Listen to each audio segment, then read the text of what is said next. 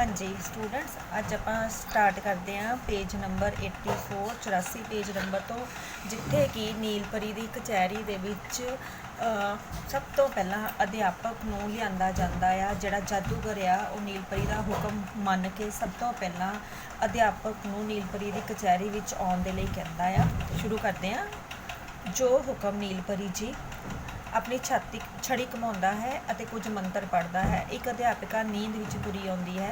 बौना जादूगर मंत्र मारता है तो उसकी नींद टुटती है। वो गल्लां भी करती है तो नाल ही नाल स्वेटर भी बुनती है। अध्यापिका बच्चों नूं, अच्छा तो तुसीं शिकायत की है मेरी, देख लवांगे, एक एक नूं देख लवांगे। सारे बच्चे डरदे होए एक दूजे पिछे लुकदे हन। पूरा पीरियड जे डेस्का उपर खड़ा ना रखिया तो मेरा भी ना नहीं। नीलपरी कहो बच्चों अपनी गल कहो। अध्यापका ये की कहणगे, मैं कहांगी ये मेरी शिकायत करते हैं। इन्हां नूं पुछो कि आप ये कदे होमवर्क पूरा करके लिआउंदे ने। बोलो हुण बोलो। जादूगर बोलन तां वो विचारे तां जे तुसीं उन्हां नूं कुछ बोलन दिओ। नीलपरी नूं ये बच्चे इन्ने डरे हुए ने नीलपरी जी कि ये अपनी गल नहीं कह सकणगे। इन्हां नूं सही इंसाफ देण लई जरूरी है कि इन्हां नूं एक काबिल वकील दिता जाए। नीलपरी इजाज़त है। जादूगर छड़ी घुमाਉਂਦਾ है, एक वकील आउंदा है, ये विक्की है। विक्की जिहड़ा है वो निक्की दा भरा आ, जिहड़ा कि नीलपरी की कचहरी दे विच वकील की भूमिका निभाउंदा आ। सो नीलपरी की जिहड़ी आ वो पूरी कचहरी लगी है, जिहदे विच नीलपरी आप कचहरी की मोडी मतलब जज की भूमिका निभा रही है। उसका भरा जिहड़ा विक्की है वो वकील ते जिहड़ा जादूगर है वो वारी वारी सारे मुजरमां नूं नीलपरी दे कटहरे दे विच बुलाउंदा है, कचहरी दे विच बुलाउंदा आ। सब तो पहला अध्यापका दा पात्र बुलाया, पर जिहड़ी अध्यापका आ उहदा इन्ना डर आ कि बच्चे जिहड़े आ वो शिकायत करन तो डरदे आ कि जेकर उन्होंने अध्यापक के खिलाफ कुछ भी बोलिया, कुछ भी उन्होंने किया तो जिहड़ी अध्यापक है उन्होंने सज़ा देवेगी। क्योंकि अध्यापक जिहड़ी आ वो कहंदी आ कि बच्चे खुद आलसी आ, वो अपना होमवर्क नहीं करते। इस करके बच्चे जिहड़े आ वो अध्यापका के खिलाफ बोलन तो डरदे आ। जादूगर नीलपरी नूं सन्मान दिंदा होया, मैं एडवोकेट विक्की इन्हां नूं बच्चियां वल्लों अध्यापका जी तो कुछ सवाल पूछण की इजाज़त चाहुंदा हाँ। नीलपरी सिर हिला के इजाज़त दिंदी है। वकील हाँ तो मैडम जी की तुसीं सानूं दसोगे कि तुसीं इन्हां बच्चिआं नूं इन्ना काम क्यों दिंदे हो। अध्यापका वो जी काम हुंदे तां देईदे, इन्ना सिलेबस हुंदा है, हुण सारा स्कूल विच थोड़े पूरा हुंदा। सो सब तो पहला तुसीं जिहड़ा है इतों रीज़न चकना है कि अध्यापक जिहड़ी है वो अपनी सफाई दे विच की कहंदी है। सब तो पहला पॉइंट तुसीं इत्थे लिखना आ कि जदों नीलपरी की कचहरी दे विच अध्यापका दे उपर दोष लाया जांदा आ कि बहुत ज़्यादा होमवर्क बच्चों नूं दिता जांदा है तो बेचारे सारा दिन घर जाके होमवर्क ही करते रहंदे आ। तां अध्यापक जिहड़ा है वो अपनी जिहड़ी आ सुनवाई दे विच सब तो पहला जवाब ये दिंदा आ कि अजकल जिस हिसाब दे नाल स्कूलों के सिलेबस वधदे जा रहे आ, लगातार जिहड़ा आ सिलेबस जिहड़ा आ वधन दे करके सारा सिलेबस स्कूलों के विच पूरा करवाना पॉसीबल नहीं है, संभव नहीं है। इस करके जिन्ना सिलेबस स्कूल दे विच हुंदा आ उस तो अलावा जिहड़ा सिलेबस आ उन्हां नूं कुछ थोड़ा बहुता घर भी करन दे लई दिता जांदा है। वकील क्यों नहीं पूरा हो सकता। अध्यापका वो बई स्कूलों में होर थोड़े काम होंदे आ, फीसां दा हिसाब किताब रखना हुंदा। सो सब तो पहला तुसीं लिखना आ कि जिहड़े अध्यापक आ उन्हां दे उपर सिर्फ पढ़ाउण दी जिम्मेवारी नहीं आ, इस तो इलावा जिहड़ी आ उन्हां ने बच्चिआं तो जिहड़ियां फीसां लैणियां आ, किसी बच्चे को कितनी फीस आई आ, सारी जमात की कितनी फीस हुई आ, उहदा सारा हिसाब किताब रखना भी उहदे अध्यापक की जिम्मेवारी है। तनखाहां का हिसाब किताब रखना हुंदा है, फंक्शन करवाने हुंदे आ, पेपर लैने हुंदे आ। सो अध्यापक जिहड़ा आ उहदे उपर सिर्फ एक पढ़ाउण की जिम्मेवारी नहीं है, इस तो इलावा स्कूल दीयां होर बहुत सारियां जिम्मेवारियां आ जिन्हों उन्होंने स्कूल के घंटिया के ही पूरा करना हुंदा आ, फीसां भी लैणियां हुंदियां आ। इस तो इलावा स्कूल के विच जदों भी कोई फंक्शन हुंदा है, जिस तरह तुसीं कह सकते हो सालाना समारोह हुंदा आ, कोई भी होर जदों भी कोई फंक्शन हुंदा आ तां इन्हां सारे फंक्शनां की तैयारी की जिम्मेवारी जिहड़ी आ वो अध्यापकों के सिर उपर लगाई जाती है। सो उन्होंने पढ़ाउण दे नाल नाल जिहड़ियां आ ਸਾਰੀਆਂ ਐਕਟੀਵਿਟੀਜ਼ ਵੀ ਕਰਵਾਉਣੀਆਂ ਹੁੰਦੀਆਂ। ਇਸ ਤੋਂ ਇਲਾਵਾ ਪੇਪਰ ਲੈਣੇ, ਪੇਪਰਾਂ ਨੂੰ ਚੈੱਕ ਕਰਨਾ, ਬੱਚਿਆਂ ਦੇ ਨਤੀਜੇ ਕੱਢਣੇ ਜਿਹੜੇ ਆ ਉਹਨਾਂ ਦੀ ਜ਼ਿੰਮੇਵਾਰੀ ਵੀ ਅਧਿਆਪਕ ਦੇ ਸਿਰ 'ਤੇ ਹੀ ਹੁੰਦੀ ਆ। ਸੋ ਜਦੋਂ ਤੁਸੀਂ ਇਹ ਪੁਆਇੰਟ ਲਿਖਣੇ ਆ ਤਾਂ ਨਾਲ ਦੱਸਣਾ ਆ ਕਿ ਜਿਹੜੀ ਅਧਿਆਪਕ ਹੈ ਉਹ ਇਕੱਲੀ ਬੱਚਿਆਂ ਦੇ ਉੱਪਰ ਪੜ੍ਹਾਈ ਦੀ ਜ਼ਿੰਮੇਵਾਰ ਨਹੀਂ ਹੈ, ਕਿਉਂਕਿ ਇਕੱਲੀ ਅਧਿਆਪਕ ਜਿਹੜੀ ਹੈ ਉਹ ਇੰਨਾ ਹੋਮਵਰਕ ਇਸ ਕਰਕੇ ਦਿੰਦੀ ਹੈ ਕਿ ਉਹਦੇ ਉੱਪਰ ਪੜ੍ਹਾਈ ਤੋਂ ਇਲਾਵਾ ਹੋਰ ਵੀ ਸਕੂਲ ਦੀਆਂ ਬਹੁਤ ਸਾਰੀਆਂ ਜ਼ਿੰਮੇਵਾਰੀਆਂ ਹੁੰਦੀਆਂ ਹੈ। ਬੌਨਾ ਜਾਦੂਗਰ ਉਸ ਦੇ ਸਟਾਈਲ ਵਿੱਚ ਹੜਤਾਲਾਂ ਕਰਨੀਆਂ ਹੁੰਦੀਆਂ, ਗੱਪਾਂ ਮਾਰਨੀਆਂ ਹੁੰਦੀਆਂ, ਮੀਟਿੰਗਾਂ ਕਰਨੀਆਂ ਹੁੰਦੀਆਂ ਅਤੇ ਸਵੈਟਰਾਂ ਬੁਣਨੀਆਂ ਹੁੰਦੀਆਂ। ਪਰ ਜਿਹੜਾ ਬੌਨਾ ਜਾਦੂਗਰ ਆ ਉਹ ਅਧਿਆਪਕ ਦੀ ਇਸ ਗੱਲ ਦੇ ਨਾਲ ਸਹਿਮਤ ਨਹੀਂ ਹੈ ਕਿ ਅਧਿਆਪਕਾਂ ਦੇ ਸਿਰ ਦੇ ਉੱਪਰ ਬਹੁਤ ਸਾਰੀਆਂ ਜ਼ਿੰਮੇਵਾਰੀਆਂ ਆ। ਉਹ ਇਹ ਸੋਚਦਾ ਹੈ ਕਿ ਅਧਿਆਪਕ ਜਿਹੜੇ ਆ ਉਹ ਆਪਣਾ ਸਮਾਂ ਖਰਾਬ ਕਰਦੇ, ਫਜ਼ੂਲ ਗਵਾਉਂਦੇ ਆ। ਕਿਉਂਕਿ ਜਦੋਂ ਉਹਨਾਂ ਦੀਆਂ ਮੰਗਾਂ ਪੂਰੀਆਂ ਨਹੀਂ ਹੁੰਦੀਆਂ ਤਾਂ ਅਧਿਆਪਕ ਜਿਹੜੇ ਉਹ ਕੀ ਕਰਦੇ ਆ, ਆਪਣੀਆਂ ਮੰਗਾਂ ਨੂੰ ਪੂਰੀਆਂ ਕਰਨ ਦੇ ਲਈ ਹੜਤਾਲਾਂ ਕਰਕੇ ਬੈਠ ਜਾਂਦੇ ਆ, ਜਿਸ ਕਰਕੇ ਬੱਚਿਆਂ ਦੀ ਪੜ੍ਹਾਈ ਦਾ ਨੁਕਸਾਨ ਹੁੰਦਾ ਆ। ਤਾਂ ਫਿਰ ਜਦੋਂ ਬੱਚੇ ਟਾਈਮ ਦੇ ਵਿੱਚ ਉਹ ਅੱਧਾ ਪੂਰਾ ਸਿਲੇਬਸ ਕਰਾਉਂਦੇ ਆ ਅਤੇ ਬਾਕੀ ਹੋਮਵਰਕ ਨੂੰ ਦਿੰਦੇ ਆ, ਫਿਰ ਅਧਿਆਪਕ ਜਿਹੜੇ ਆ ਉਹ ਕੀ ਕਰਦੇ ਆ, ਵਿਹਲੇ ਸਮੇਂ ਦੇ ਵਿੱਚ ਗੱਪਾਂ ਮਾਰਦੇ ਰਹਿੰਦੇ ਆ, ਪੜ੍ਹਾਈ ਵੱਲ ਧਿਆਨ ਨਹੀਂ ਦਿੰਦੇ। ਮੀਟਿੰਗਾਂ ਕਰਨੀਆਂ ਹੁੰਦੀਆਂ ਅਤੇ ਸਵੈਟਰਾਂ ਬੁਣਨੀਆਂ ਹੁੰਦੀਆਂ। ਸੋ ਜਿਹੜੇ ਅਧਿਆਪਕ ਆ ਉਹ ਆਪਣੇ ਨਿੱਜੀ ਕੰਮਾਂ ਦੇ ਵਿੱਚ ਲੱਗੇ ਰਹਿੰਦੇ ਆ, ਕਿਸੇ ਨਾ ਕਿਸੇ ਮੀਟਿੰਗ ਨੂੰ ਲੈ ਕੇ ਬੈਠ ਜਾਂਦੇ ਆ, ਕਲਾਸਾਂ ਨਹੀਂ ਲੈਂਦੇ ਅਤੇ ਜਿਸ ਕਰਕੇ ਬੱਚਿਆਂ ਦੀ ਪੜ੍ਹਾਈ ਦਾ ਲਗਾਤਾਰ ਨੁਕਸਾਨ ਹੁੰਦਾ ਆ। ਅਧਿਆਪਕ ਹੀ ਕਾਕੇ ਦਾ ਵਕੀਲ ਅਤੇ ਬਾਕੀ ਟਾਈਮ ਵਿੱਚ ਟਿਊਸ਼ਨਾਂ ਕਰਨੀਆਂ ਹੁੰਦੀਆਂ। ਇਹ ਤੁਹਾਡਾ ਦੂਜਾ ਪੁਆਇੰਟ ਆ ਗਿਆ ਕਿ ਅਧਿਆਪਕ ਦੇ ਉੱਪਰ ਦੋਸ਼ ਕੀ ਹੈ ਕਿ ਅਧਿਆਪਕ ਜਿਹੜੇ ਆ ਉਹ ਸਕੂਲ ਪੜ੍ਹਾਉਣ ਨਾਲੋਂ ਜ਼ਿਆਦਾ ਜਿਹੜੀ ਅਹਿਮੀਅਤ ਆ ਉਹ ਟਿਊਸ਼ਨਾਂ ਪੜ੍ਹਾਉਣ 'ਤੇ ਦਿੰਦੇ ਆ।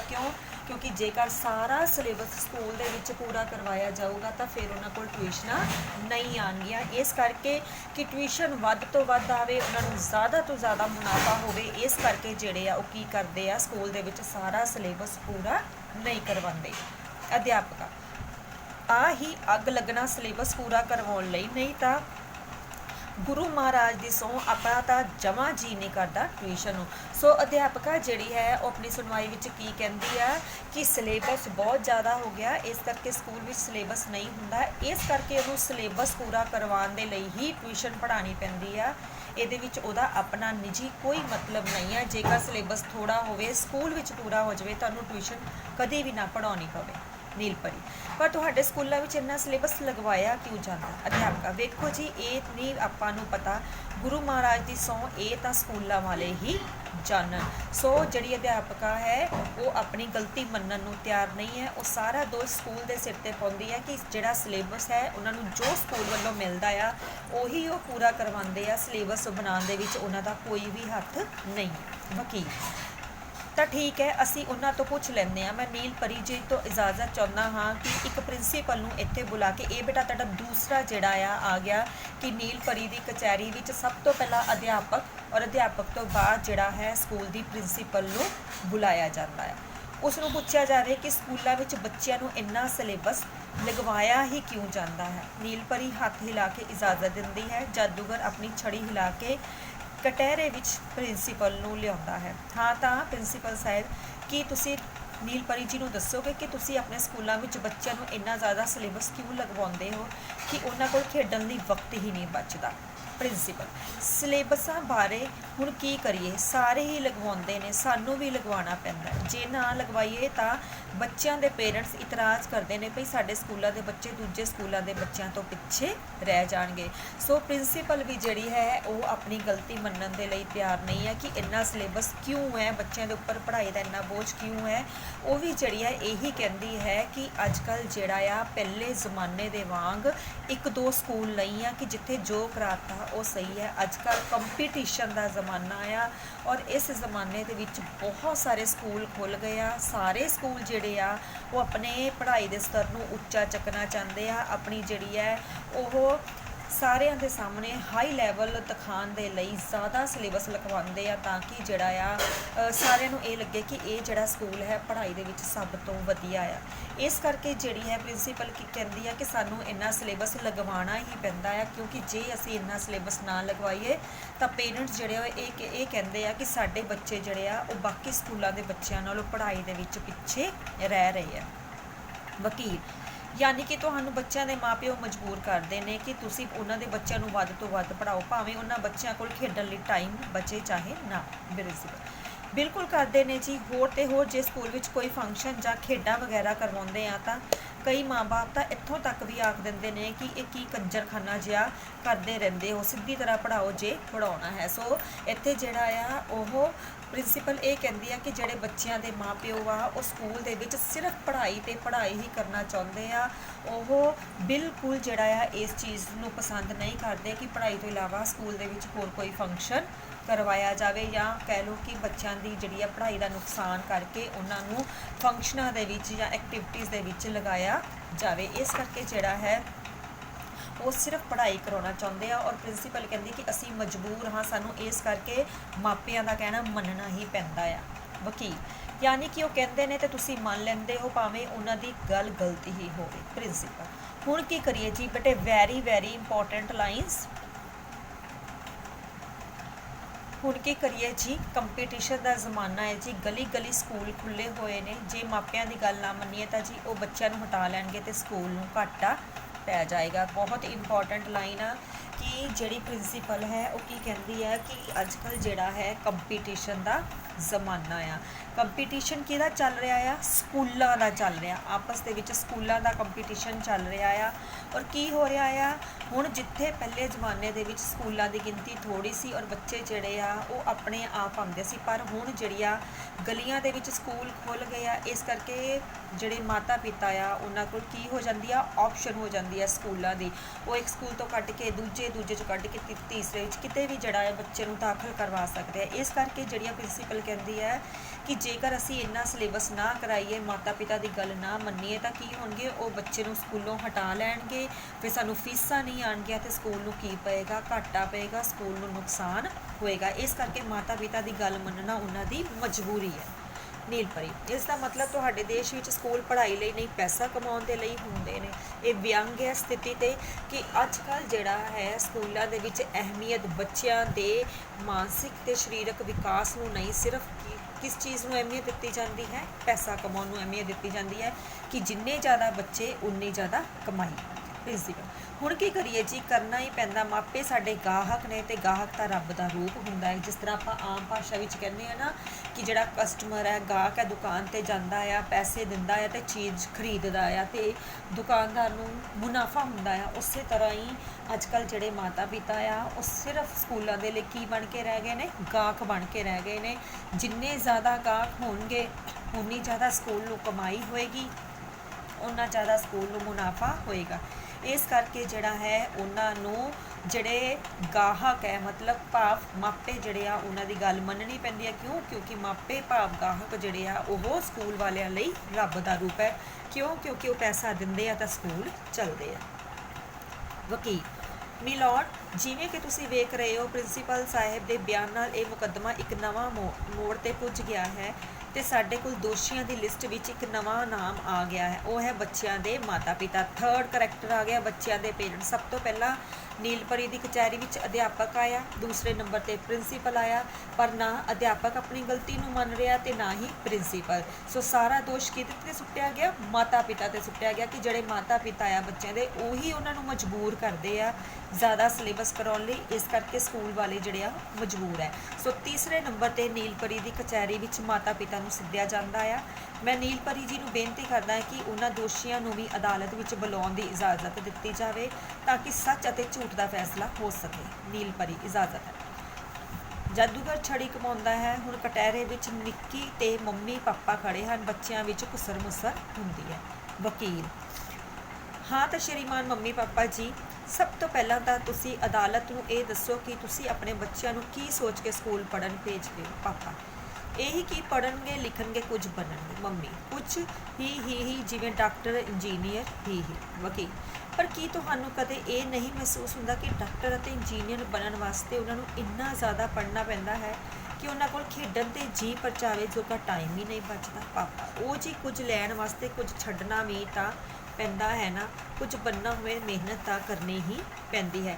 ਸੋ ਇੱਥੇ ਤੁਸੀਂ ਸਭ ਤੋਂ ਪਹਿਲਾਂ ਮੰਮੀ ਪਾਪਾ ਦੇ ਪੜ੍ਹਾਈ ਬਾਰੇ ਵਿਚਾਰ ਕਰਨਾ ਜ਼ਾਹਿਰ ਕਰਨੇ ਆ ਕਿ ਜਿਹੜੇ ਆ ਵਕੀਲ ਹੈ ਉਹ ਮੰਮੀ ਪਾਪਾ ਤੋਂ ਸਵਾਲ ਪੁੱਛਦਾ ਆ ਕਿ ਜੇਕਰ ਪੇਰੈਂਟਸ ਜਿਹੜੇ ਆ ਉਹ ਆਪਣੇ ਬੱਚਿਆਂ ਨੂੰ ਡਾਕਟਰ ਜਾਂ ਇੰਜੀਨੀਅਰ ਬਣਾਉਣਾ ਚਾਹੁੰਦੇ ਆ ਤਾਂ ਉਹਦੇ ਪਿੱਛੇ ਬੱਚਿਆਂ ਨੂੰ ਕਿੰਨੀ ਸਖਤ ਮਿਹਨਤ ਕਰਨੀ ਪੈਂਦੀ ਆ ਕਿ ਉਹਨਾਂ ਵਿਚਾਰਿਆਂ ਕੋਲ ਕੋਈ ਵੀ ਖੇਡਣ ਦਾ ਜਾਂ ਕਹਿ ਲਓ ਆਪਣਾ ਮਨ ਪਰਚਾਵਾ ਕਰਨ ਦਾ ਕੋਈ ਸਮਾਂ ਨਹੀਂ ਬਚਦਾ। ਤਾਂ ਉਸ ਸਮੇਂ ਜਿਹੜੇ ਪਾਪਾ ਆ ਉਹ ਕੀ ਕਹਿੰਦੇ ਆ ਕਿ ਜੇਕਰ ਜ਼ਿੰਦਗੀ ਦੇ ਵਿੱਚ ਕੁਝ ਪਾਉਣਾ ਆ, ਕੁਝ ਹਾਸਲ ਕਰਨਾ ਆ ਤਾਂ ਉਹਦੇ ਲਈ ਮਿਹਨਤ ਤਾਂ ਕਰਨੀ ਹੀ ਪੈਂਦੀ ਆ। ਉਹਨਾਂ ਨੂੰ ਇਸ ਚੀਜ਼ ਨਾਲ ਕੋਈ ਸਰੋਕਾਰ ਨਹੀਂ ਆ ਕਿ ਇੰਨਾ ਪੜ੍ਹਨ ਦੇ ਪਿੱਛੇ ਉਹਨਾਂ ਦੀਆਂ ਬੱਚਿਆਂ ਦਾ ਬਚਪਨ ਪੂਰੀ ਤਰ੍ਹਾਂ ਨਸ਼ਟ ਹੋ ਰਿਹਾ, ਪੂਰੀ ਤਰ੍ਹਾਂ ਖਰਾਬ ਹੋ ਰਿਹਾ ਹੈ। ਨੀਲ ਪਰੀ, ਮੈਨੂੰ ਤਾਂ ਸਮਝ ਨਹੀਂ ਲੱਗਦੀ ਕਿ ਤੁਸੀਂ ਆਪਣੇ ਬੱਚਿਆਂ ਨੂੰ ਡਾਕਟਰ ਜਾਂ ਇੰਜੀਨੀਅਰ ਬਣਾਉਣ 'ਤੇ ਇੰਨਾ ਜ਼ੋਰ ਕਿਉਂ ਦਿੰਦੇ ਹੋ। ਲਓ, ਕਮਾਲ ਕਰਦੇ ਹੋ ਜੀ। ਇਹ ਤਾਂ ਦੋ ਹੀ ਤਾਂ ਧੰਦੇ ਰਹਿ ਗਏ ਨੇ ਚੱਜ ਦੇ, ਅੱਗ ਲੱਗਣੇ ਜਿੱਥੇ ਪੈਸਾ ਤੇ ਨਾ ਆ। ਨਾਲੇ ਤੁਹਾਨੂੰ ਪਤਾ ਹੈ ਬੱਚਿਆਂ ਦਾ ਸੈਟਲ ਹੋਣਾ ਕਿੰਨਾ ਸੌਖਾ ਹੋ ਜਾਂਦਾ ਹੈ। ਕੁੜੀ ਡਾਕਟਰ ਹੋ ਕਿ ਕਿਸੇ ਨੇ ਦਾਜ ਵਿੱਚ ਫੁੱਟੀ ਕੋਟੀ ਨਹੀਂ ਮੰਗਣੀ ਪਾਪਾ, ਤੇ ਜੇ ਮੁੰਡਾ ਇੰਜੀਨੀਅਰ ਹੋਏਗਾ ਤਾਂ ਮੋਟਾ ਦਾਜ ਆਏਗਾ, ਯਾਨੀ ਕਿ ਡਬਲ ਫਾਇਦਾ। ਸੋ ਇੱਥੇ ਮੰਮੀ ਪਾਪਾ ਦਾ ਜਿਹੜਾ ਹੈ ਤੁਸੀਂ ਲਿਖਣਾ ਆ ਕਿ ਬਿਲਕੁਲ ਨਿੱਜੀ ਸਵਾਰਥ ਕੰਮ ਕਰ ਰਿਹਾ ਹੈ ਉਹਨਾਂ ਦਾ। ਇਹਦੇ ਵਿੱਚ ਉਹਨਾਂ ਨੂੰ ਬੱਚਿਆਂ ਦੀਆਂ ਕੋਈ ਭਾਵਨਾਵਾਂ ਨਾਲ ਮਤਲਬ ਨਹੀਂ, ਸਿਰਫ ਨਿੱਜੀ ਸਵਾਰਥ ਹੈ ਕਿ ਜਿਹੜੀ ਮੰਮੀ ਹੈ ਉਹ ਕੀ ਚਾਹੁੰਦੀ ਹੈ ਕਿ ਜੇਕਰ ਉਹਨਾਂ ਦੀ ਧੀ ਰਾਣੀ ਜੇ ਡਾਕਟਰ ਬਣ ਜਾਏਗੀ ਤਾਂ ਉਹਨਾਂ ਨੂੰ ਧੀ ਦਾ ਵਿਆਹ ਕਰਨਾ ਸੌਖਾ ਹੋਏਗਾ, ਕਿਉਂਕਿ ਡਾਕਟਰ ਬਣਨ ਦੇ ਨਾਲ ਉਹਨਾਂ ਨੂੰ ਦਹੇਜ ਦੇ ਵਿੱਚ ਕੁਝ ਵੀ ਨਹੀਂ ਦੇਣਾ ਪਏਗਾ, ਕਿਉਂਕਿ ਮੁੰਡੇ ਵਾਲੇ ਦਹੇਜ ਮੰਗਣਗੇ ਹੀ ਨਹੀਂ। ਪਰ ਜੇ ਪਾਪਾ ਕਹਿੰਦੇ ਆ ਕਿ ਜੇਕਰ ਮੁੰਡਾ ਇੰਜੀਨੀਅਰ ਬਣੇਗਾ ਤਾਂ ਉਹ ਇੰਜੀਨੀਅਰ ਬਣਨ ਦੇ ਏਵਜ਼ ਵਿੱਚ ਮੋਟੀ ਰਕਮ ਹਾਸਲ ਕਰਨਗੇ, ਮੋਟਾ ਦਾਜ ਜਿਹੜਾ ਆ ਉਹ ਹਾਸਲ ਕਰਨਗੇ। ਇਸ ਤਰ੍ਹਾਂ ਉਹਨਾਂ ਨੂੰ ਕੀ ਹੋਏਗਾ, ਦੁੱਗਣਾ ਫਾਇਦਾ ਹੋਏਗਾ। ਧੀ ਨੂੰ ਦੇਣਾ ਨਹੀਂ ਪਏਗਾ ਤੇ ਪੁੱਤਰ ਨੂੰ ਜਿਹੜਾ ਆ ਦਹੇਜ ਵਿੱਚ ਚੰਗਾ ਖਾਸਾ ਰਕਮ ਆਏਗੀ। ਵਕੀਲ, ਫਿਰ ਤੁਸੀਂ ਕਿਉਂ ਨਹੀਂ ਡਾਕਟਰ ਜਾਂ ਇੰਜੀਨੀਅਰ ਬਣੇ ਪਾਪਾ? ਕੋਸ਼ਿਸ਼ ਤਾਂ ਬਥੇਰੀ ਕੀਤੀ ਪਰ ਕੰਪਾਰਟਮੈਂਟ ਹੀ ਕਲੀਅਰ ਨਹੀਂ ਹੋਏ। ਕੰਪਾਰਟਮੈਂਟ ਮਤਲਬ ਜਦੋਂ ਕੋਈ ਬੱਚਾ ਜਿਹੜਾ ਆ ਕਿਸੇ ਇੱਕ ਸਬਜੈਕਟ ਦੇ ਵਿੱਚੋਂ ਫੇਲ ਹੋ ਜਾਂਦਾ ਤਾਂ ਉਹਨੂੰ ਜਿਹੜਾ ਆ ਉਹ ਪੇਪਰ ਦੁਬਾਰਾ ਦੇਣਾ ਪੈਂਦਾ ਆ, ਉਹਨੂੰ ਕਹਿੰਦੇ ਕੰਪਾਰਟਮੈਂਟ, ਪਾਸ ਹੋਣ ਦੇ ਲਈ ਦੁਬਾਰਾ ਅੰਗਰੇਜ਼ੀ ਦੀ। ਸੋ ਪਾਪਾ ਖੁਦ ਦੇਖੋ ਕਿ ਪਾਪਾ ਦੀ ਕੀ ਹਾਲਤ ਹੈ ਕਿ ਪੁੱਤਰ ਨੂੰ ਉਹ ਇੰਜੀਨੀਅਰ ਤੇ ਧੀ ਨੂੰ ਜਿਹੜਾ ਹੈ ਡਾਕਟਰ ਬਣਾਉਣਾ ਚਾਹੁੰਦੇ ਆ, ਪਰ ਆਪ ਉਹਨਾਂ ਦੀ ਜਿਹੜੀ ਆ ਇੰਗਲਿਸ਼ ਇੰਨੀ ਕੁ ਕਮਜ਼ੋਰ ਹੈ ਕਿ ਉਹਦਾ ਇੱਕ ਪੇਪਰ ਕਲੀਅਰ ਕਰਨਾ ਉਹਨਾਂ ਦੇ ਲਈ ਔਖਾ ਆ। ਕਿਸਮਤ ਦੀਆਂ ਗੱਲਾਂ। ਸੋਚਿਆ ਆਪਾਂ ਤਾਂ ਸਹੀ ਆਪਣੇ ਬੱਚਿਆਂ ਨੂੰ ਡਾਕਟਰ ਤੇ ਇੰਜੀਨੀਅਰ ਜ਼ਰੂਰ ਬਣਾਉਣਾ ਏ। ਸੋ ਇੱਥੇ ਤੁਸੀਂ ਲਿਖਣਾ ਆ ਕਿ ਮਾਤਾ ਪਿਤਾ ਆਪਣੀਆਂ ਭਾਵਨਾਵਾਂ ਜ਼ਬਰਦਸਤੀ ਬੱਚਿਆਂ ਦੇ ਉੱਪਰ ਥੋਪਣਾ ਚਾਹੁੰਦੇ ਆ ਕਿ ਆਪ ਜੇਕਰ ਉਹ ਡਾਕਟਰ ਤੇ ਇੰਜੀਨੀਅਰ ਨਹੀਂ ਬਣੇ ਤਾਂ ਉਹ ਜਿਹੜਾ ਆ ਆਪਣੀਆਂ ਅਧੂਰੀਆਂ ਇੱਛਾਵਾਂ ਨੂੰ ਬੱਚਿਆਂ ਦੇ ਰਾਹੀਂ ਪੂਰੀਆਂ ਕਰਨਾ ਚਾਹੁੰਦੇ ਆ। ਪਰ ਇਹਦੇ ਵਿੱਚ ਉਹਨਾਂ ਦਾ ਇਹ ਕੋਈ ਮਤਲਬ ਨਹੀਂ ਹੈ ਕਿ ਉਹਨਾਂ ਦਾ ਬੱਚਾ ਜਿਹੜਾ ਹੈ ਉਹ ਡਾਕਟਰ ਜਾਂ ਇੰਜੀਨੀਅਰ ਬਣਨਾ ਚਾਹੁੰਦਾ ਆ ਜਾਂ ਨਹੀਂ ਬਣਨਾ ਚਾਹੁੰਦਾ। ਮੰਮੀ, ਨਾਲੇ ਹੁਣ ਤਾਂ ਮੇਰੀ ਜਠਾਣੀ ਦੀ ਵੱਡੀ ਕੁੜੀ ਵੀ ਡਾਕਟਰ ਬਣ ਲੱਗ ਪਈ ਹੈ। ਸੋ ਹੁਣ ਤਾਂ ਇਹ ਸਾਡੇ ਨੱਕ ਦਾ ਸਵਾਲ, ਨੱਕ ਮਤਲਬ ਇੱਜ਼ਤ ਦਾ ਸਵਾਲ ਹੋ ਗਿਆ ਹੈ। ਸੋ ਮੰਮੀ ਕੀ ਜਿਹੜੀ ਹੈ ਉਹਦੀ ਸੋਚ ਕੀ ਹੈ ਕਿ ਰਿਸ਼ਤੇਦਾਰੀ ਦੇ ਵਿੱਚ ਜੇਕਰ ਕੋਈ ਵੀ ਬੱਚਾ ਡਾਕਟਰ ਜਾਂ ਇੰਜੀਨੀਅਰ ਬਣ ਗਿਆ ਤਾਂ ਉਹਨਾਂ ਦੀ ਧੀ ਦਾ ਡਾਕਟਰ ਬਣਨਾ ਬਹੁਤ ਜ਼ਰੂਰੀ ਆ, ਕਿਉਂਕਿ ਜੇਕਰ ਉਹਨਾਂ ਦੀ ਧੀ ਡਾਕਟਰ ਨਾ ਬਣੀ ਤਾਂ ਸਾਰੇ ਰਿਸ਼ਤੇਦਾਰਾਂ ਵਿੱਚ ਉਹਨਾਂ ਦੀ ਬਦਨਾਮੀ ਹੋਏਗੀ।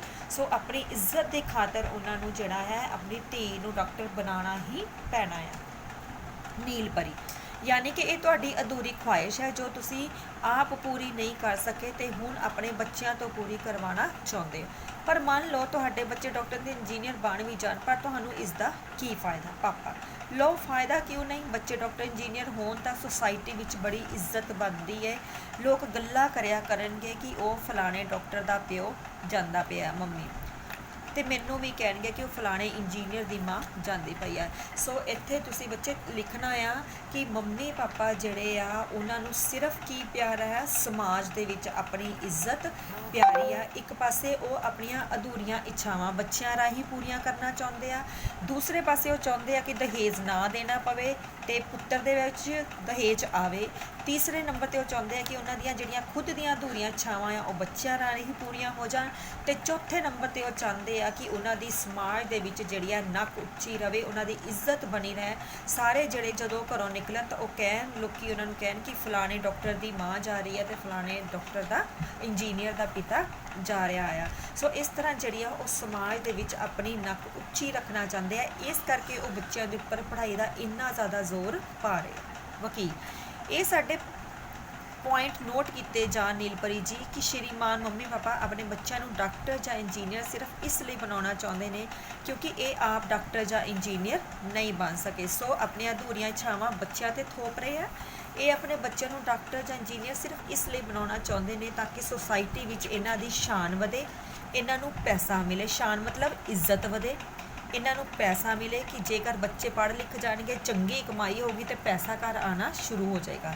ਪਰ ਸ਼੍ਰੀਮਾਨ ਮੰਮੀ ਪਾਪਾ ਜੀ, ਕੀ ਤੁਸੀਂ ਕਦੇ ਸੋਚਿਆ ਕਿ ਤੁਹਾਡੀਆਂ ਇਹਨਾਂ ਅਧੂਰੀਆਂ ਖੁਆਇਸ਼ਾਂ ਨੂੰ ਪੂਰਾ ਕਰਨ ਲਈ ਇਹਨਾਂ ਬੱਚਿਆਂ ਨੂੰ ਆਪਣਾ ਪੂਰਾ ਬਚਪਨ ਖਤਮ ਕਰਨਾ ਪੈਂਦਾ ਹੈ?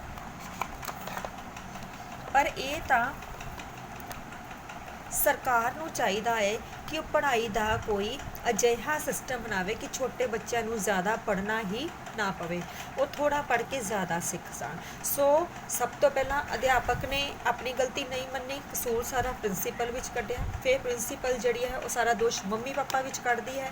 ਮੰਮੀ ਪਾਪਾ ਜਿਹੜੇ ਆ ਉਹ ਸਾਰਾ ਦੋਸ਼ ਕਿਹਦੇ ਵਿੱਚ ਕੱਢਦੇ ਆ? ਸਿਸਟਮ ਦੇ ਵਿੱਚ ਕਸੂਰ ਕੱਢਦੇ ਆ ਕਿ ਜਿਹੜੀ ਸਾਡੀ ਸਰਕਾਰ ਹੈ ਜਿਹਨੇ ਇੰਨੇ ਕਹਿ ਲਓ ਕਿ ਸਕੂਲ ਖੋਲ੍ਹ ਕੇ ਇੰਨਾ ਜ਼ਿਆਦਾ ਕੰਪੀਟੀਸ਼ਨ ਵਧਾ ਦਿੱਤਾ ਆ, ਉਸ ਸਰਕਾਰ ਨੂੰ ਹੀ ਚਾਹੀਦਾ ਆ ਕਿ ਉਹ ਪੜ੍ਹਾਈ ਦਾ ਲੈਵਲ ਥੋੜ੍ਹਾ ਡਾਊਨ ਕਰੇ ਤਾਂ ਕਿ ਬੱਚਿਆਂ ਨੂੰ ਜਿਹੜਾ ਆ ਇੰਨਾ ਜ਼ਿਆਦਾ ਪੜ੍ਹਨਾ ਨਾ ਪਵੇ। ਮੰਮੀ: ਹਾਂ ਜੀ, ਹੁਣ ਅਸੀਂ ਤਾਂ ਆਪ ਮਾਂ-ਬਾਪ ਆ ਨਾ, ਤੇ ਇੱਕ ਮਾਂ-ਬਾਪ ਦੀ ਤਾਂ ਇਹੀ ਖੁਆਇਸ਼ ਹੁੰਦੀ ਹੈ ਕਿ ਇਹਨਾਂ ਦਾ ਬੱਚਾ ਜ਼ਿੰਦਗੀ ਵਿੱਚ ਚੰਗੀ ਥਾਂ 'ਤੇ ਪਹੁੰਚੇ। ਜਾਦੂਗਰ: ਤਾਂ ਫਿਰ ਠੀਕ ਹੈ, ਅਸੀਂ ਬੱਚਿਆਂ ਦੀ ਇਸ ਅਦਾਲਤ ਵਿੱਚ ਸਰਕਾਰ ਨੂੰ ਬੁਲਾਵਾਂਗੇ ਤਾਂ ਕਿ ਅਜੇ ਝਗੜਾ ਇੱਕ ਪਾਸੇ ਹੋ ਕੇ ਹੀ ਰਹੇ। ਨੀਲਪਰੀ ਤੋਂ ਇਜਾਜ਼ਤ ਲੈ ਕੇ ਛੜੀ ਘੁਮਾਉਂਦਾ ਹੈ, ਮੰਤਰੀ ਕਟਹਿਰੇ ਦੇ ਵਿੱਚ ਹੈ। ਮੰਤਰੀ: ਉਹ ਬਈ ਆਪਾਂ ਨੂੰ ਕਿੱਥੇ ਲੈ ਆਏ? ਕਿਹੜੀ ਜਗ੍ਹਾ ਹੈ? ਜਾਦੂਗਰ: ਇਸ ਵੇਲੇ ਤੁਸੀਂ ਨੀਲ ਦੇਸ਼ ਦੀ ਰਾਣੀ ਨੀਲਪਰੀ ਦੇ ਦਰਬਾਰ ਵਿੱਚ ਆਪਣੇ ਹੀ ਦੇਸ਼ ਦੀ ਬੱਚਿਆਂ ਦੀ ਅਦਾਲਤ ਵਿੱਚ ਹੋ। ਮੰਤਰੀ: ਅਦਾਲਤ 'ਚ ਨਾ, ਅਸੀਂ ਕਿਹੜਾ ਕਸੂਰ ਕੀਤਾ ਕਿ ਸਾਨੂੰ ਅਦਾਲਤ ਵਿੱਚ ਲਿਆਉਣਾ ਪਵੇ? ਨੀਲਪਰੀ: ਤੁਹਾਡਾ ਕਸੂਰ ਇਹ ਹੈ ਮੰਤਰੀ ਜੀ ਕਿ ਤੁਸੀਂ ਆਪਣੇ ਦੇਸ਼ ਵਿੱਚ ਪੜ੍ਹਾਈ ਲਈ ਅਜਿਹੀਆਂ ਨੀਤੀਆਂ ਬਣਾਈਆਂ ਨੇ ਜਿਨ੍ਹਾਂ ਕਰਕੇ ਬੱਚਿਆਂ ਨੂੰ ਪੜ੍ਹਨਾ ਜ਼ਿਆਦਾ ਪੈਂਦਾ ਹੈ ਤੇ ਖੇਡਣ ਨੂੰ ਬਿਲਕੁਲ ਵਕਤ ਨਹੀਂ ਮਿਲਦਾ।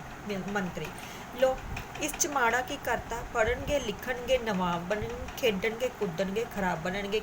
ਇਹ ਲਾਈਨਸ ਨੂੰ ਟਿਕ ਕਰ ਲਓ ਕਿ ਮੰਤਰੀ ਜਿਹੜਾ ਹੈ ਉਹ ਕੀ ਚਾਹੁੰਦਾ ਆ ਕਿ ਉਹਦੇ ਜਿਹੜੇ ਦੇਸ਼ ਦੇ ਬੱਚੇ ਆ ਉਹ ਸਿਰਫ ਪੜ੍ਹਨ। ਕਿਉਂਕਿ ਉਹਦੀ ਜਿਹੜੀ ਹੈ ਕੀ ਮੰਨਣਾ ਆ, ਕੀ ਵਿਸ਼ਵਾਸ ਆ ਕਿ ਜੇਕਰ ਉਹਦੇ ਦੇਸ਼ ਦੇ ਬੱਚੇ ਪੜ੍ਹਨਗੇ, ਲਿਖਣਗੇ ਤਾਂ ਨਵਾਬ ਬਣਨਗੇ, ਪਰ ਜੇਕਰ ਉਹ ਸਾਰਾ ਸਮਾਂ ਆਪਣਾ ਖੇਡਣ ਕੁੱਦਣ ਦੇ ਵਿੱਚ ਲਗਾਉਣਗੇ ਤਾਂ ਉਹ ਖਰਾਬ ਬਣਨਗੇ। ਕਿਉਂਕਿ ਜਿਹੜੇ ਬੱਚੇ ਪੜ੍ਹਦੇ ਲਿਖਦੇ ਨਹੀਂ ਆ ਉਹਨਾਂ ਦਾ ਕੋਈ ਭਵਿੱਖ ਨਹੀਂ ਹੁੰਦਾ, ਉਹ ਹਮੇਸ਼ਾ ਜਿਹੜਾ ਭਵਿੱਖ ਨੂੰ ਖਰਾਬ ਹੀ ਕਰ ਲੈਂਦੇ ਆ। ਜਿੰਨਾ ਧਿਆਨ ਪੜ੍ਹਾਈ ਵਿੱਚ ਲੱਗਾ ਰਹੋ ਓਨਾ ਹੀ ਚੰਗਾ। ਸੁਣਿਆ ਵਿਹਲਾ ਮਨ ਸ਼ੈਤਾਨ ਦਾ ਘਰ ਹੁੰਦਾ ਹੈ ਕਿ ਜੇਕਰ ਬੱਚੇ ਨਹੀਂ ਪੜ੍ਹਨਗੇ, ਸਾਰਾ ਦਿਨ ਵਿਹਲੇ ਹੀ ਰਹਿਣਗੇ ਤਾਂ ਉਹਨਾਂ ਦਾ ਜਿਹੜਾ ਦਿਮਾਗ ਹੈ ਉਹ ਸ਼ੈਤਾਨੀਆਂ ਕਰੇਗਾ, ਗਲਤ ਪਾਸੇ ਜਾਏਗਾ। ਇਸ ਕਰਕੇ ਜਿਹੜਾ ਹੈ ਬੱਚਿਆਂ ਨੂੰ ਸਿਰਫ ਪੜ੍ਹਨਾ ਹੀ ਚਾਹੀਦਾ ਆ। ਨਾਲੇ ਖੇਡਣ ਕੁੱਦਣ ਵਿੱਚ ਕੀ ਪਿਆ? ਖਾਮਖਾ ਟਾਈਮ ਦੀ ਬਰਬਾਦੀ। ਸੋ ਮੰਤਰੀ ਕੀ ਕਹਿੰਦਾ ਆ ਕਿ ਜੇਕਰ ਬੱਚੇ ਪੜ੍ਹਾਈ ਵੱਲ ਧਿਆਨ ਨਹੀਂ ਦੇਣਗੇ, ਸਮਾਂ ਖਰਾਬ ਕਰਨਗੇ ਤਾਂ ਉਹਨਾਂ ਦੀ ਸਮੇਂ ਦੀ ਬਰਬਾਦੀ ਹੋਏਗੀ, ਫਿਰ ਉਹਨਾਂ ਦੇ ਕੋਈ ਨਾ ਕੋਈ ਸੱਟ ਲੱਗੇਗੀ, ਆਂਢੀਆਂ ਗੁਆਂਢੀਆਂ ਦੇ ਸ਼ੀਸ਼ੇ ਟੁੱਟਣਗੇ, ਉਹ ਅੱਡ। ਔਰ ਜੇਕਰ ਇਸ ਤਰ੍ਹਾਂ ਦਾ ਮਾਹੌਲ ਬਣੇਗਾ, ਮੰਨ ਲਓ ਕਿ ਜੇਕਰ ਬੱਚੇ ਨਹੀਂ ਪੜ੍ਹਦੇ, ਸਾਰਾ ਸਮਾਂ ਖੇਡਦੇ ਰਹਿੰਦੇ ਆ, ਆਪਣੇ ਸਮੇਂ ਦੀ ਬਰਬਾਦੀ ਕਰਦੇ ਆ, ਤਾਂ ਇਹਦਾ ਦੋਹਰਾ ਨੁਕਸਾਨ ਹੋਏਗਾ। ਇੱਕ ਤਾਂ ਉਹਨਾਂ ਦੇ ਸੱਟਾਂ ਲੱਗਣਗੀਆਂ ਅਤੇ ਦੂਸਰਾ ਜਿਹੜਾ ਆ ਜੇਕਰ ਖੇਡਦੇ ਕੋਈ ਵੀ ਆਂਢੀਆਂ ਗੁਆਂਢੀਆਂ ਦਾ ਸ਼ੀਸ਼ਾ ਟੁੱਟ ਗਿਆ, ਕੋਈ ਨੁਕਸਾਨ ਹੋ ਗਿਆ ਤਾਂ ਉਹਦੇ ਨਾਲ ਆਪਸੀ ਲੜਾਈ ਝਗੜੇ ਪੈਣਗੇ। ਇਸ ਕਰਕੇ ਮੰਤਰੀ ਜਿਹੜਾ ਹੈ ਉਹ ਇਸ ਚੀਜ਼ ਦੇ ਹੱਕ ਵਿੱਚ ਬਿਲਕੁਲ ਵੀ ਨਹੀਂ ਆ ਕਿ ਬੱਚਿਆਂ ਨੂੰ ਖੇਡਣ ਦਿੱਤਾ ਜਾਵੇ। ਉਹ ਖੁਦ ਇਹੀ ਚਾਹੁੰਦਾ ਆ ਕਿ ਬੱਚੇ ਜਿਹੜੇ ਆ ਉਹ ਪੜ੍ਹਨ, ਲਿਖਣ, ਨਵਾਬ ਬਣਨ ਅਤੇ ਸ਼ੈਤਾਨੀਆਂ ਵੱਲ ਧਿਆਨ ਨਾ ਦੇਣ। ਸਿਰਫ ਸ਼ੀਸ਼ੇ ਹੀ ਟੁੱਟ ਜਾਂਦੇ ਨੇ, ਕੋਈ ਮੰਦਰ ਮਸਜਿਦਾਂ ਤਾਂ ਨਹੀਂ ਢਹਿ ਜਾਂਦੀਆਂ, ਸਿਰਫ ਸੱਟ ਫੇਟ ਹੀ ਲੱਗਦੀ ਹੈ ਨਾ, ਕੋਈ ਬੰਦੇ ਤਾਂ ਨਹੀਂ ਮਾਰੇ ਜਾਂਦੇ, ਕੋਈ ਦੰਗੇ ਫਸਾਦ ਤਾਂ ਨਹੀਂ ਹੁੰਦੇ। ਹੁਣ ਇੱਥੇ ਜਿਹੜਾ ਆ ਉਹ ਵਕੀਲ ਜਿਹੜਾ ਆ ਉਹ ਇਹ ਕਹਿੰਦੇ ਆ ਕਿ ਜਿਸ ਤਰ੍ਹਾਂ ਆਮ ਕਰਕੇ ਵੱਡੇ ਕਹਿ ਲਓ ਲੜਾਈ ਝਗੜੇ ਹੁੰਦੇ ਆ, ਕੋਈ ਦੰਗੇ ਫਸਾਦ ਹੋ ਜਾਂਦੇ ਆ, ਪਰ ਜੇਕਰ ਕੋਈ ਇਸ ਤਰ੍ਹਾਂ ਮਾੜਾ ਮੋਟਾ ਖੇਡਣ ਦੇ ਸਮੇਂ ਕੋਈ ਸੱਟ ਸੁੱਟ ਲੱਗਦੀ ਆ ਜਾਂ ਕੋਈ ਸ਼ੀਸ਼ਾ ਟੁੱਟ ਜਾਂਦਾ ਹੈ ਤਾਂ ਇਹ ਤਾਂ ਕੋਈ ਮਾਮੂਲੀ ਗੱਲ ਹੈ। ਇਹ ਤਾਂ ਬੱਚਿਆਂ ਦੇ ਖੇਡਦੇ ਇੱਦਾਂ ਦਾ ਤਾਂ ਜਿਹੜੀਆਂ ਆ ਉਹ ਚੀਜ਼ਾਂ ਹੁੰਦੀਆਂ ਹੀ ਰਹਿੰਦੀਆਂ। ਇਹ ਕੋਈ ਵੱਡੇ ਦੰਗੇ ਫਸਾਦ ਨਹੀਂ ਆ ਜਿਹਨੂੰ ਜਿਹੜਾ ਹੈ ਲੜਾਈ ਝਗੜੇ ਦਾ ਨਾਮ ਦਿੱਤਾ ਜਾ ਸਕੇ। ਜਰਾ ਦੱਸੋ ਤਾਂ ਸਹੀ, ਇਹ ਦੋ ਜੋ ਥਾਂ ਲੜਾਈਆਂ ਝਗੜੇ ਹੁੰਦੇ ਨੇ, ਗੋਲੀਆਂ ਤੇ ਬੰਬ ਚੱਲਦੇ ਨੇ, ਉਸ ਵਿੱਚ ਕਿੰਨੇ ਕੁ ਬੱਚੇ ਸ਼ਾਮਲ ਹੁੰਦੇ ਆ। ਸੋ ਇੱਥੇ ਜਿਹੜੀ ਆ ਸਥਿਤੀ ਦੇ ਉੱਪਰ ਵਿਅੰਗ ਹੈ ਕਿ ਅੱਜ ਕੱਲ੍ਹ ਸਾਡੇ ਸਮਾਜ ਵਿੱਚ ਜਿਹੜੇ ਆ ਕਹਿ ਲਓ ਧਰਮ ਦੇ ਨਾਮ ਤੇ ਇੰਨੀਆਂ ਲੜਾਈਆਂ ਹੋ ਰਹੀਆਂ ਆ। ਲੋਕੀ ਉਸ ਤਰ੍ਹਾਂ ਜਿਹੜੇ ਆ ਘਰੇਲੂ ਹਿੰਸਾ ਕਰਕੇ ਕਿੰਨੇ ਲੜਾਈ ਝਗੜੇ ਹੁੰਦੇ ਆ, ਜਿਹਦੇ ਵਿੱਚ ਕਹਿ ਲਓ ਗੋਲੀਆਂ ਚੱਲਦੀਆਂ, ਬੰਬ ਚੱਲਦੇ, ਲੋਕੀ ਸੜਕਾਂ ਤੇ ਉਤਰਦੇ ਆ, ਪਰ ਬੱਚਿਆਂ ਦੀ ਜਿਹੜੀ ਆ ਖੇਡਣ ਦੇ ਵਿੱਚ ਕੋਈ ਇਹੋ ਜਿਹੀ ਲੜਾਈ ਨਹੀਂ ਹੁੰਦੀ ਕਿ ਥਾਂ ਗੋਲੀਆਂ ਚੱਲਣ। ਨਕਲ ਲਾ ਕੇ ਸ਼ੀਸ਼ੇ ਟੁੱਟ ਜਾਂਦੇ ਨੇ ਮੰਤਰੀ ਜੀ। ਅਸੀਂ ਬੱਚੇ ਤਾਂ ਸਿਰਫ ਕੱਚ ਦੀਆਂ ਗੋਲੀਆਂ ਨਾਲ ਹੀ ਖੇਡਦੇ ਹਾਂ, ਬਰੂਦ ਦੀਆਂ ਗੋਲੀਆਂ ਨਾਲ ਨਹੀਂ। ਫਿਰ ਕਿਉਂ ਘਰਾਂ ਅਤੇ ਸਕੂਲਾਂ ਵਿੱਚ ਸਾਡੇ ਨਾਲ ਅਪਰਾਧੀ ਮਤਲਬ ਮੁਜਰਿਮਾਂ ਵਰਗਾ ਸਲੂਕ ਕੀਤਾ ਜਾਂਦਾ ਹੈ। ਸੋ ਬੱਚੇ ਜਿਹੜੇ ਉਹ ਕਹਿੰਦੇ ਆ ਕਿ ਸਕੂਲ ਦੇ ਵਿੱਚ ਉਹਨਾਂ ਨੇ ਜੇਕਰ ਹੋਮਵਰਕ ਨਾ ਕੀਤਾ ਹੋਵੇ ਜਾਂ ਉਹ ਮਾੜਾ ਮੋਟਾ ਜਿਹੜਾ ਆ ਪੜ੍ਹਨ ਦਾ ਮਨ ਨਾ ਹੋਵੇ, ਖੇਡਣ ਲਈ ਸਮਾਂ ਮੰਗਣ, ਤਾਂ ਉਹਨਾਂ ਨਾਲ ਬਿਲਕੁਲ ਮੁਜਰਿਮਾਂ ਵਰਗਾ ਜਿਹੜਾ ਸਲੂਕ ਕੀਤਾ ਜਾਂਦਾ ਆ। ਸਾਰੇ ਬੱਚੇ ਵੱਡਿਆਂ ਦੇ ਸ਼ੇਮ ਦਾ ਸ਼ੋਰ ਮਚਾਉਂਦੇ ਹਨ। ਮੰਤਰੀ ਦੁਖੀ ਹੋ। ਉਹ ਬਈ ਤੁਸੀਂ ਮੇਰੀ ਗੱਲ ਤਾਂ ਸੁਣੋ। ਚਲੋ 1 ਮਿੰਟ ਲਈ ਮੰਨ ਲੈਂਦੇ ਆ ਕਿ ਸਕੂਲਾਂ ਵਿੱਚ ਸਿਲੇਬਸ ਜ਼ਿਆਦਾ ਹੁੰਦਾ ਹੈ ਅਤੇ ਬੱਚਿਆਂ ਨੂੰ ਜ਼ਿਆਦਾ ਪੜ੍ਹਨਾ ਪੈਂਦਾ। ਜਾਦੂਗਰ ਮੰਨ ਕੇ ਲੈਣੇ, ਮੰਨਣਾ ਪਊਗਾ ਮੰਤਰੀ। ਚਲੋ ਮੰਨਿਆ, ਪਰ ਸੋਚਣ ਵਾਲੀ ਗੱਲ ਤਾਂ ਇਹ ਹੈ ਨਾ, ਇਹ ਗੱਲ ਕਹਿੰਦਾ ਕੌਣ ਹੈ ਜਾਦੂਗਰ? ਇਹ ਪੁੱਛੋ ਕਿ ਕਹਿੰਦਾ ਕੌਣ ਨਹੀਂ। ਇਹ ਬੱਚੇ ਕਹਿੰਦੇ ਨੇ, ਤੁਹਾਡੇ ਦੇਸ਼ ਦੇ ਸਾਰੇ ਬੱਚੇ ਚੀਕ ਕੇ ਕਹਿੰਦੇ ਨੇ ਕਿ ਸਿਲੇਬਸ ਜ਼ਿਆਦਾ ਹੈ। ਮੰਤਰੀ ਬੱਚੇ ਵੀ ਕਹਿੰਦੇ ਨੇ ਨਾ, ਬੱਚਿਆਂ ਦੇ ਮਾਂ-ਬਾਪ ਪਤਾ ਨਹੀਂ ਕਹਿੰਦੇ ਨਾ। ਹੁਣ ਅਸੀਂ ਇਹਨਾਂ ਬੱਚਿਆਂ ਦੇ ਮਗਰ ਲੱਗ ਕੇ ਇਹਨਾਂ ਦੇ ਬਸਤੇ ਦਾ ਭਾਰ ਘੱਟ ਕਰ ਦਈਏ, ਇਹਨਾਂ ਨੂੰ ਖੇਡਣ ਦਾ ਟਾਈਮ ਵਧਾ ਦਈਏ, ਤਾਂ ਹੋ ਸਕਦਾ ਕਿ ਇਹਨਾਂ ਬੱਚਿਆਂ ਦੇ ਮਾਂ-ਬਾਪ ਸਾਡੇ ਨਾਲ ਨਾਰਾਜ਼ ਹੋ ਜਾਣ ਕਿ ਅਸੀਂ ਉਹਨਾਂ ਦੇ ਬੱਚਿਆਂ ਨੂੰ ਨਲਾਇਕ ਬਣਾ ਦਿੱਤਾ। ਇਹਨੂੰ ਅੰਡਰਲਾਈਨ ਕਰ ਲਓ। ਪਹਿਲਾ ਪੁਆਇੰਟ, ਉਹਨਾਂ ਨੂੰ ਵਿਗਾੜ ਕੇ ਰੱਖਤਾ। ਹੁਣ ਅਸੀਂ ਇਹਨਾਂ ਬੱਚਿਆਂ ਦੇ ਮਾਂ-ਬਾਪ ਨੂੰ ਤਾਂ ਨਾਰਾਜ਼ ਨਹੀਂ ਕਰ ਸਕਦੇ। ਸੇਮ ਪੁਆਇੰਟ ਲੈਣਾ ਆ ਇੱਥੇ, ਜਿੱਦਾਂ ਕਿ ਪ੍ਰਿੰਸੀਪਲ ਕਹਿੰਦੀ ਆ ਕਿ ਜਿਹੜੇ ਬੱਚਿਆਂ ਦੇ ਮਾਤਾ ਪਿਤਾ ਹੀ ਕਹਿੰਦੇ ਆ ਉਹਨਾਂ ਨੂੰ ਜ਼ਿਆਦਾ ਪੜ੍ਹਾਉਣ ਦੇ ਲਈ, ਕਿਉਂਕਿ ਉਹ ਨਹੀਂ ਚਾਹੁੰਦੇ ਕਿ ਬੱਚਿਆਂ ਨੂੰ ਖੇਡਣ ਕੁੱਦਣ ਦਾ ਸਮਾਂ ਦਿੱਤਾ ਜਾਵੇ, ਸਿਰਫ ਪੜ੍ਹਾਇਆ ਜਾਵੇ। ਸੇਮ ਉਸੇ ਤਰ੍ਹਾਂ ਮੰਤਰੀ ਜਿਹੜਾ ਹੈ ਉਹ ਵੀ ਇਹੀ ਚਾਹੁੰਦਾ ਆ ਕਿ ਬੱਚਿਆਂ ਦੇ ਮਾਤਾ ਪਿਤਾ ਖੁਸ਼ ਰਹਿਣ, ਕਿਉਂਕਿ ਉਹਨਾਂ ਨੂੰ ਇਹ ਲੱਗਦਾ ਹੈ ਕਿ ਜੇਕਰ ਉਹ ਬੱਚਿਆਂ ਨੂੰ ਨਹੀਂ ਪੜ੍ਹਾਉਣਗੇ ਤਾਂ ਉਹਨਾਂ ਨੂੰ ਇਸ ਤਰ੍ਹਾਂ ਹੋਏਗਾ ਕਿ ਮਾਤਾ ਪਿਤਾ ਨਾਰਾਜ਼ ਹੋ ਜਾਣਗੇ ਔਰ ਉਹ ਉਹਨਾਂ ਨੂੰ ਕਹਿਣਗੇ ਕਿ ਬੱਚੇ ਜਿਹੜੇ ਆ ਉਹਨਾਂ ਦੀ ਵਜ੍ਹਾ ਕਰਕੇ ਨਲਾਇਕ ਬਣ ਗਏ ਆ। ਔਰ ਇਸ ਤਰ੍ਹਾਂ ਦੂਸਰਾ ਰੀਜ਼ਨ ਜਿਹੜਾ ਆ ਉਹ ਕੀ ਹੈ? ਵਕੀਲ। ਇਹਨਾਂ ਬੱਚਿਆਂ ਨੂੰ ਕਰ ਸਕਦੇ ਹੋ ਮੰਤਰੀ। ਉਹ ਜੀ ਹੁਣ ਬੱਚੇ ਕਿਹੜਾ ਵੋਟਾਂ ਪਾਉਂਦੇ ਆ। ਰੀਜ਼ਨ ਕੀ ਆ ਮਾਤਾ ਪਿਤਾ ਨੂੰ ਖੁਸ਼ ਕਰਨ ਦਾ? ਕਿ ਬੱਚੇ ਜਿਹੜੇ ਆ ਉਹ ਸਰਕਾਰਾਂ ਨੂੰ ਵੋਟਾਂ ਨਹੀਂ ਪਾਉਂਦੇ। ਵੋਟਾਂ ਕੌਣ ਪਾਉਂਦਾ ਆ? ਬੱਚਿਆਂ ਦੇ ਮਾਤਾ ਪਿਤਾ ਪਾਉਂਦੇ ਆ। ਇਸ ਕਰਕੇ ਜਿਹੜਾ ਮੰਤਰੀ ਆ ਉਹ ਕੀ ਚਾਹੁੰਦਾ ਆ ਕਿ ਬੱਚਿਆਂ ਦੇ ਮਾਤਾ ਪਿਤਾ ਨੂੰ ਖੁਸ਼ ਕੀਤਾ ਜਾਵੇ, ਕਿਉਂਕਿ ਵੋਟਾਂ ਜਿਹੜੀਆਂ ਆ ਮਾਤਾ ਪਿਤਾ ਨੇ ਪਾਣੀਆਂ ਹੁੰਦੀਆਂ ਹੈ। ਜੇਕਰ ਮਾਤਾ ਪਿਤਾ ਖੁਸ਼ ਰਹਿਣਗੇ ਤਾਂ ਆਪਣੇ ਆਪ ਉਹਨਾਂ ਨੂੰ ਵੋਟਾਂ ਮਿਲਦੀਆਂ ਰਹਿਣਗੀਆਂ ਅਤੇ ਉਹਨਾਂ ਦੀ ਜਿਹੜੀ ਸੀਟ ਆ ਉਹ ਬਰਕਰਾਰ ਰਹੇਗੀ, ਗੱਦੀ ਉਹਨਾਂ ਦੀ ਬਰਕਰਾਰ ਰਹੇਗੀ। ਇਸ ਕਰਕੇ ਜਿਹੜੀ ਹੈ ਉਹ ਮੰਤਰੀ ਇਹੀ ਚਾਹੁੰਦਾ ਆ ਕਿ ਬੱਚਿਆਂ ਦੇ ਬੋਝ ਨਾਲ, ਬੱਚਿਆਂ ਦੇ ਸਿਲੇਬਸ ਨਾਲ ਉਹਨਾਂ ਨੂੰ ਕੋਈ ਵਾਸਤਾ ਨਹੀਂ ਹੈ। ਸਿਰਫ ਉਹਨਾਂ ਨੂੰ ਕਿਸ ਚੀਜ਼ ਦਾ ਫਾਇਦਾ ਆ? ਤਾਂ ਕਿ ਮਾਤਾ ਪਿਤਾ ਖੁਸ਼ ਰਹਿਣ। ਮੰਤਰੀ ਹੁਣ ਕੀ ਕਰੀਏ ਜੀ, ਰਾਜਨੀਤੀ ਵਿੱਚ ਸਭ ਚੱਲਦਾ ਹੈ ਹੀ, ਪਰ ਮੈਂ ਤਾਂ ਕਹਿਣਾ ਕਿ ਸਾਰਾ ਕਸੂਰ ਇਹਨਾਂ ਮਾਪਿਆਂ ਦਾ ਹੈ। ਜਦੋਂ ਇਹ ਆਪ ਹੀ ਬੱਚਿਆਂ ਨੂੰ ਇਹ ਚੂਹੇ ਦੌੜ ਵਿੱਚ ਘਸੀਟੀ ਫਿਰਦੇ ਆ, ਅਸੀਂ ਇਹਨਾਂ ਦੇ ਬੱਚਿਆਂ ਲਈ ਕੀ ਕਰ ਸਕਦੇ ਹਾਂ? ਪੁੱਛ ਕੇ ਦੇਖ ਇਹਨਾਂ ਨੂੰ ਪਾਪਾ। ਉਹ ਜੀ ਕੰਪੀਟੀਸ਼ਨ ਦਾ ਜ਼ਮਾਨਾ ਆ, ਹੁਣ ਅਸੀਂ ਆਪਣੇ ਬੱਚਿਆਂ ਨੂੰ ਕਿਵੇਂ ਪਿੱਛੇ ਰਹਿਣ ਦਈਏ? Very important lines.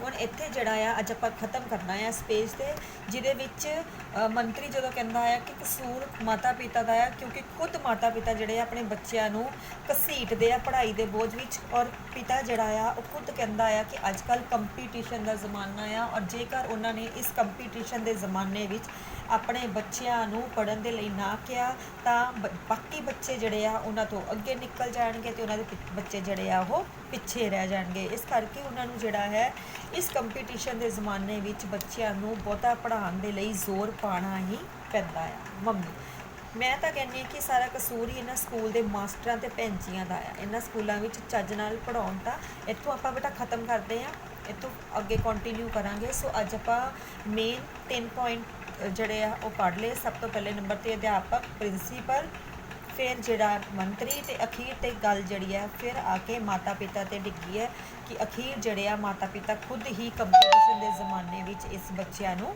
ਘਸੀਟ ਰਹੇ ਆ। Thank you very much.